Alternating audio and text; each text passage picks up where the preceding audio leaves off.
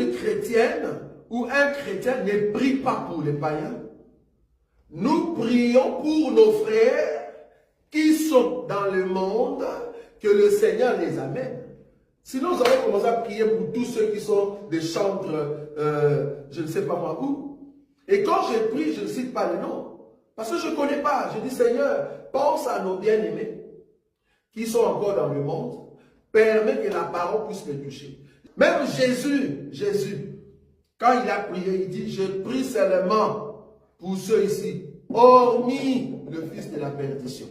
Amen. Les païens, on ne prie pas pour eux. Amen. Non.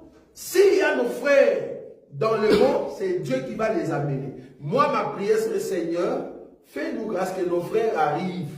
Mais je ne connais pas c'est qui. Amen. Donc je ne prie pas pour les païens, non. Pour mes frères qui sont encore dans le monde, en fait, qu'ils viennent. Je ne sais pas si on voit la nuance. Mais je ne dis pas, Seigneur, aide les païens. Que la vie des paganismes cesse, que nous puissions continuer dans une banque. C'est comme si tu veux faire de la terre paradis. Parce que si tous les païens se convertissent, ou se convertissent, cela veut dire, ben, on n'a plus besoin d'aller au ciel. Parce que tous les païens sont devenus des chrétiens. Pourquoi aller au ciel? On ne va pas aller au ciel. Donc ici, ce que nous, on va faire, c'est prier pour nos frères qui sont dans les mondes, que le Seigneur les amène vers nous. Parmi ces païens, il se pourrait qu'il y a mon neveu. Il se pourrait qu'il y a ma cousine. Vous voyez? Parce qu'ils ne sont pas avec nous dans la chrétienté. Voilà.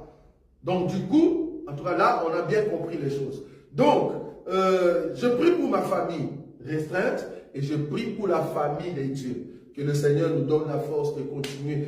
Un chrétien marié qui a des enfants, soit tu as ton mari avec les enfants, soit tu as ta femme avec les enfants, ça c'est ta famille. Ok. À part cette famille-là, parce que tu es chrétien, tu as maintenant la famille chrétienne. Les cousins, les cousines, bibliquement parlant, ne sont pas comptés comme ta famille. On est d'accord. Mais quand la Bible dit de prier pour ta famille, c'est-à-dire c'est toi les responsables qui prient pour la famille.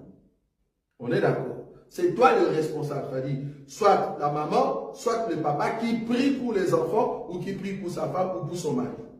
Là, c'est dans la famille restreinte. Et à part cela, nous prions aussi pour nos frères et sœurs en Christ. Amen. Priez les uns pour les autres. Ça, c'est pour la famille en Christ. Pour que Dieu les garde dans la foi, les conserve, enfin qu'ils ne puissent pas se fatiguer. Voilà, je ne prie pas pour mes